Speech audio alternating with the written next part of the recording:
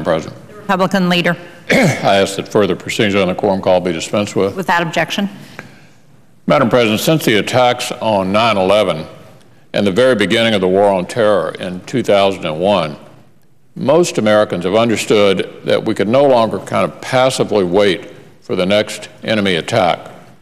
In order to defeat, dismantle, and disrupt al-Qaeda, our intelligence, military, and law enforcement officials would have to work together to defeat terrorist cells, whether they're in the tribal areas of Pakistan or, frankly, here in our own backyard.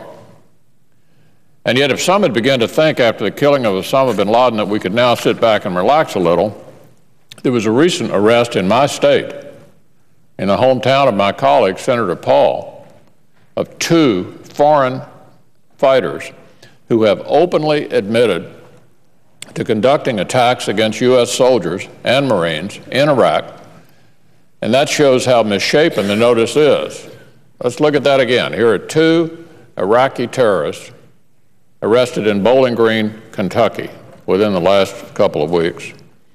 Now, the Director of Central Intelligence stated in an open hearing on Capitol Hill last week that about 1,000 members of al-Qaeda in Iraq continue to fight us over in Iraq.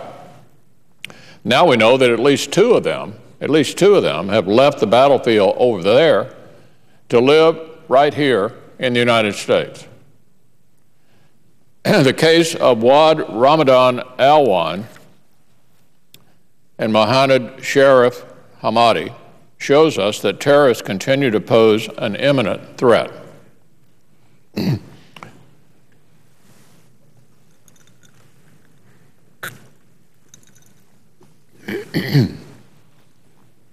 We owe a debt of gratitude to the men and women who made sure they couldn't inflict more harm on Americans here or abroad once they arrived here. Anyone who has read about the investigation into their activities can only be impressed with the courage, the skill, and the professionalism of those who were involved in this effort. Specifically, I want to thank the men and women from the FBI's Louisville Division, the U.S. Attorney's Office for the Western District of Kentucky, the Louisville Joint Terrorism Task Force, and the Justice Department's National Security Division. Every one of those folks involved clearly did their job, and they did it very well. That having been said, Madam President, I think it's safe to say that a lot of Kentuckians, including me, would like to know why 2 men who either killed or plotted to kill U.S. soldiers and Marines over in Iraq aren't sitting in a jail cell in Guantanamo right now. When it comes to enemy combatants, our top priority, as I've said repeatedly, should be to capture, detain, and interrogate. That wasn't done here. These men are foreign fighters, unlawful enemy combatants who should be treated as such. Alwan is on tape admitting to have procured explosives and missiles in Iraq and to using them daily to conduct strikes. He said he had personally used improvised explosive devices, or IEDs, hundreds of times over a period of several years. He's talked about using them against U.S. troops and the damage he's done to U.S. military vehicles like Humvees. He told undercover agents he was, quote, very good with a sniper rifle, end quote. And in a reference to attacks on U.S. troops, he said, quote, his lunch and dinner would be an American. He admits that he, quote, collected everything: TNT, electronic detonators, tank explosive detonators, IED detonators, mortar shells, and rocket-propelled grenades.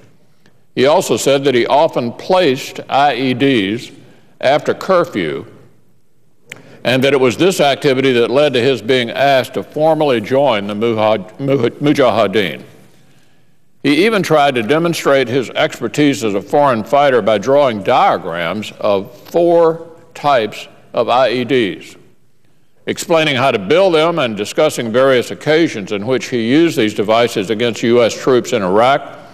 In describing one particular type of IED, Alwan said, quote, that anything lethal could be stuffed into it, such as ball bearings, nails, gravel, and whatever item that kills. Alwan's fingerprints have also allegedly been found on IEDs over in Iraq, in an area in which he is known to have lived. Once Alwan made his way to the U.S., he's alleged to have recruited Hamadi to continue his fight against Americans over in Iraq by burrowing himself into a community where he thought he would go undetected. Like Alwan, Hamadi was an experienced insurgent fighter in Iraq. He, too, had participated in IED attacks and was part of an insurgent group that had 11 surface-to-air missiles. Now, together, these two men organized shipments of money and weapons, including rocket grenade launchers, Stinger missiles, and C-4 explosives that they thought they were sending back to the war zone in Iraq. Now, anyone who's taken up arms against U.S. forces in the field of battle is an enemy combatant, pure and simple, and should be treated like one. They should be hunted and captured, detained and interrogated, and tried away from civilian populations according to the laws of war. Unfortunately, since the earliest days of this administration, when the President signed a series of executive orders which directed the closing of the military detention facility at Guantanamo Bay and limited the ability of the military and intelligence community to detain and interrogate prisoners, a higher priority has been placed upon prosecution than on executing the war on terror. But I can say with certainty that Kentuckians don't want foreign fighters who've bragged about killing and maiming U.S. soldiers in a combat theater treated like common criminals in their own backyards. They don't want foreign fighters to be afforded all of the legal rights and privileges of U.S. citizens. They don't want foreign fighters to have their interrogations curtailed. And they don't want their fellow citizens in Kentucky subjected to the risk of reprisal that is associated with these kinds of cases. Reprisals against civilian judges, reprisals against civilian jurors, and the broader community in which civilian trials are held.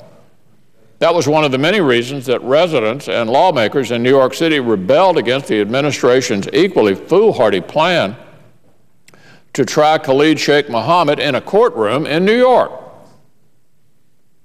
And that's to say nothing of the security costs and the disruption that civilian trials for terrorists create for any American community. We have firsthand experience of this from the 2006 murder trial of Zacarias Moussaoui in Alexandria, Virginia. Despite all of this, however, the administration seems fixated on the idea that once we've caught terrorists, the goal isn't to get as much intelligence out of them as quickly as possible to prevent further attacks on soldiers and citizens, but to prove that we can treat them the same way we treat everybody else. Well, my response to that is maybe we could, maybe we can do that. I mean, you can put them in a U.S. court, but why in the world would you want to?